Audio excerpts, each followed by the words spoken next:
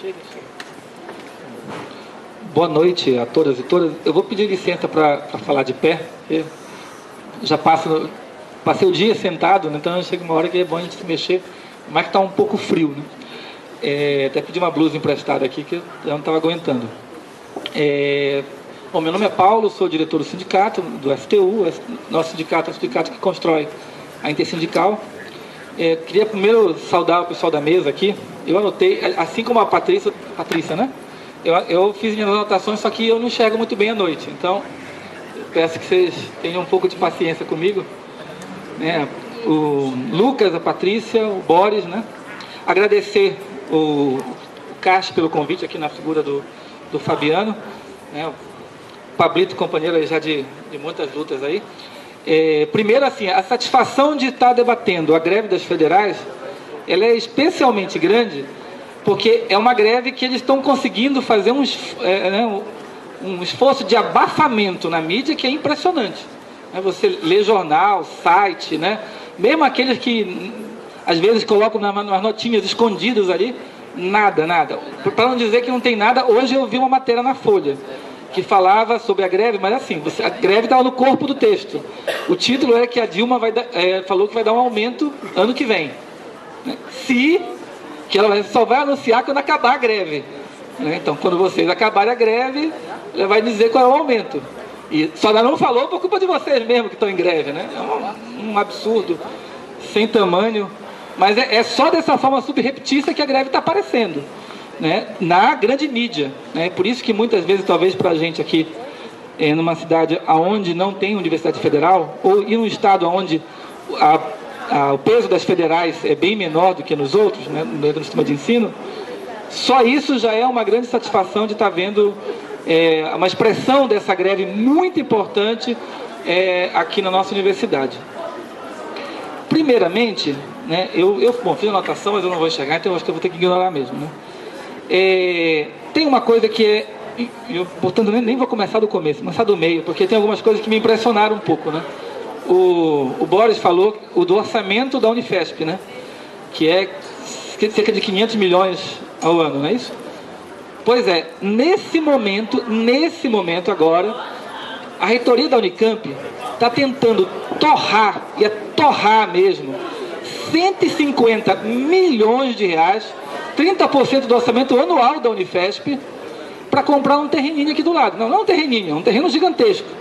Aqui do lado, sem que ela tenha dito para que serve esse terreno. Claro que a gente já descobriu várias coisas engraçadas, como quem é o dono do terreno, que é a família grande o nome, né? Pires Oliveira Dias, né? Nome grande, nome de família de gente rica, né? Tem vários sobrenomes assim, né? Já descobrimos que eles são donos de empresas. Aí você descobre que o dono da empresa, a empresa do dono da fazenda, financia a campanha do PSDB. Aí, mas deve ser só coincidência que o pró-reitor que está fechando o negócio é candidato a vice-prefeito do PSDB. Então deve ser tudo coincidência que quem está comprando e quem está vendendo é tudo dentro do mesmo acordo, né?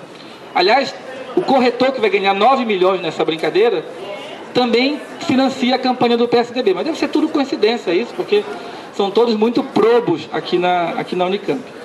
Mas esse gancho eu queria pegar para dizer o seguinte: nós vivemos uma situação no Brasil onde é evidente que há uma restrição orçamentária a todas as áreas sociais do Estado brasileiro. Só para a gente ter uma ideia disso, eu não vou nem falar da dívida, que quando a gente fala da dívida, né, os valores são tão monstruosos, é tão mais, que às vezes até perde um padrão de referência, né? Só de isenção fiscal, aquele dinheiro que o governo diz, olha, você é empresário, esse ano não precisa pagar não. Só de isenção fiscal, em 2011, o governo deu para os empresários um montante que é maior do que o total do orçamento da saúde, da educação, da assistência e da habitação. Só em isenção fiscal. Tem uma ideia do tamanho do dinheiro que deixa de vir para a educação, deixa de vir para aquilo que é a garantia dos nossos direitos mais elementares, para as políticas universalistas e que vai para o bolso de uma meia dúzia. Agora, isso por quê? Porque no conjunto das reformas que vem acontecendo na educação e no serviço público de um modo geral,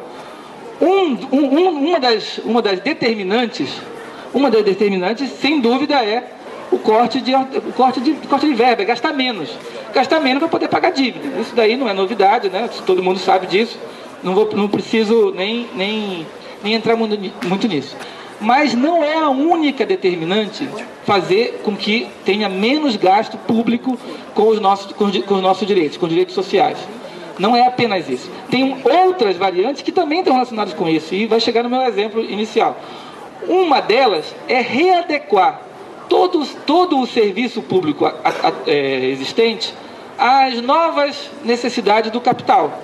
Ou seja, a universidade que o capital precisava que existisse nos anos 70, ela já não serve exatamente aquilo que eles precisam hoje. Hoje eles precisam do quê? De um sistema de ensino universitário, para ficar só no caso da universidade, que seja mais segmentado. Ou seja, onde você vai ter alguns poucos centros de excelência, vai ter uma turma ali do meio, que é meio mais ou menos, e aí você vai ter vaga de um negócio que não é bem aquilo que a gente costumava chamar de ensino superior. Isso ajuda a explicar porque, mesmo no ambiente de restrição orçamentária, de corte de recursos, de menos dinheiro, mesmo nesse ambiente, faltou 5, nossa, é pouco, você tem algumas situações, de alguns lugares onde sobra dinheiro. Não que aqui na Unicamp esteja sobrando dinheiro do ponto de vista da quantidade de coisas que precisam ser feitas e não é feito. Basta ver a extensão da nossa pauta de reivindicação, dos trabalhadores aqui, de vocês estudantes também, né? É só ver a fila que tem no bandejão. Eles levaram anos para construir um outro negócio lá em cima.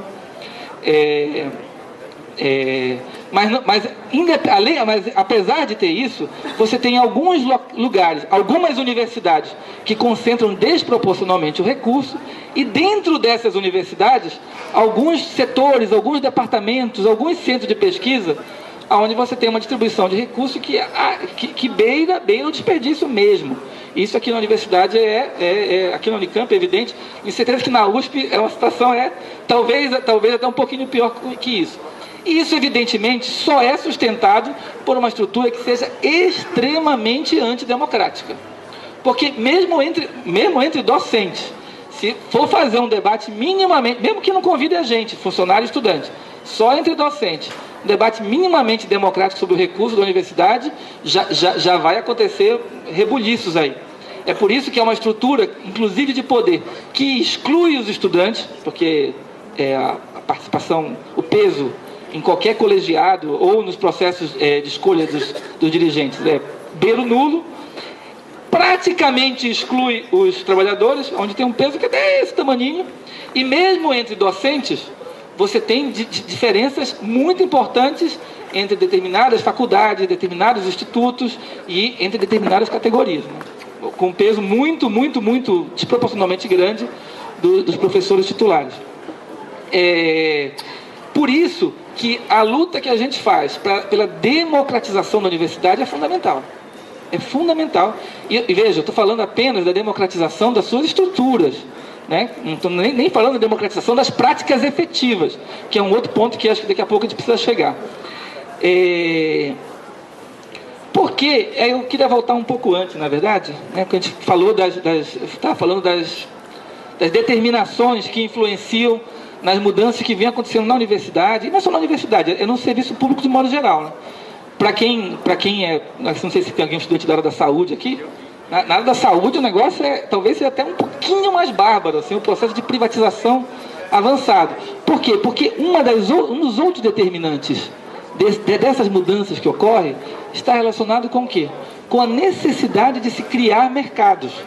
Porque cada vez que você retira o serviço público de uma determinada área, você cria um mercado dessa área. Ou seja, o fato de durante muito tempo você ter tido praticamente estancado o crescimento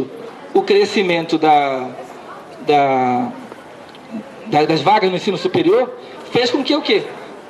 Fomentasse o crescimento das vagas no ensino privado. O que possibilitou isso? O que possibilitou isso foi uma ação deliberada do Estado de não aumentar as vagas no ensino superior. Foi isso. Na saúde é a mesma coisa. É a restrição do SUS que gera o grande negócio da saúde, que é o mercado de plano de saúde, essas coisas todas aí, que a grande maioria, quase tudo não é picaretagem. Bom, como faltam 2 minutos, eu vou encerrar esse ponto aí, tentar fechar, lembrar aonde que leva tudo isso. Ou seja, tem um conjunto de mudanças que está relacionado com a crise internacional, que dizem que não chega no Brasil. Isso é balela, está chegando, e o fato de crescer um pouquinho aí tem a ver, inclusive, com mudanças profundas que acontecem na nossa economia, que são extremamente regressivas. Agora, até porque está chegando, tem várias mudanças que vão se acelerando, né? Aqui na Unicamp eles vão esse ano começar a botar meta de produtividade para os trabalhadores. Ou seja, isso não é uma coisa da Unicamp, não, é uma coisa de todo canto, né? Você antecipa, vê que vai ter a crise lá na frente e antecipa o corte em cima dos trabalhadores, que não fomos nós que criamos essa crise. Evidentemente, isso gera resistência. Ano passado, no final do ano, aqui a gente fez uma greve que foi muito grande, talvez a maior greve dos últimos 20 anos aqui na Unicamp. Mas assim, por que teve essa greve aqui, né? Para mim seria muito tranquilo dizer que porque mudou a direção do sindicato. A gente assumiu, mas isso daí seria talvez não só autoelogioso demais, como seria ignorar uma coisa. Existe um processo de resistência que acontece em todo lugar do mundo e que começa a crescer no Brasil. Não que a gente esteja vivendo um grande ascenso da luta, não é verdade isso. Mas a resistência começa a acontecer. E ela começa a acontecer por coisas que, como acho que foi o Boris ou a Patrícia falou, não lembro exatamente, né? Vem às vezes de onde menos se espera. São os lugares que nunca se mobilizaram. De repente são os lugares que mais estão mobilizados, em função de que ataques são muito precisos. É por isso que também vem crescendo o patamar de repressão. A repressão não é novidade, ela sempre existiu. E eles sempre desce o cacete na gente. Mas ela vem subindo. É só ver aqui na mesa que tem um monte de gente que é perseguido, punido, né? Já foi para tem 4 processos, bom, eu tô um pouco melhor que ele, tem só 3. Né? Não pretendo chegar no 4, né? Mas isso não depende muito de mim. Infelizmente, né? Eu não queria ter processo. E isso é por quê? Porque num cenário de crise, os governos não têm alternativa. Só existem 2 alternativas. Ou você aprofunda o ataque em cima dos trabalhadores, em cima do conjunto da população, em cima dos estudantes, em cima da população das populações da periferia, em cima dos negros, das mulheres, das populações ribeirinhas, das comunidades quilombolas. Ou você faz isso, ou você muda radicalmente o modelo que vem sendo adotado. Como esse modelo, você só muda se mudar toda a forma de organização da sociedade, e eles não querem fazer isso, a alternativa de todos os governos, tanto, e eu vou concluir já que eu concluo aqui, e não é à toa que quando a gente olha no grosso, a gente vê o governo federal e o governo estadual, que aqui é do PSDB, fazendo coisas que são muito parecidas, né? Para achar a diferença, você tem que olhar na lupa, e às vezes nem na lupa você acha a diferença. Isso tem a ver com o quê? Com a única alternativa que a burguesia tem nesse país e no mundo para manter as coisas mais ou menos do jeito que estão. É a repressão. Como é que vence a repressão? Eu queria terminar com isso de forma muito telegráfica. Um único caminho para vencer a repressão é a nossa luta a mais unitária possível. Aqui acho que as federais elas conseguiram vive um momento que é muito bom, que faz tempo que a gente não consegue aqui na Unicamp, que é coincidir processos de mobilização grandes entre as 3 categorias, né? Aqui na Unicamp, acho que desde 2000 foi a última greve que as 3 estavam bastante grandes, né? As outras sempre tem uma que está mais capengando. E é a nossa luta, e a nossa luta mais unitária possível, é o caminho para a gente superar a repressão e conquistar os nossos direitos, né? Esse ano a gente tem algumas iniciativas que são muito importantes.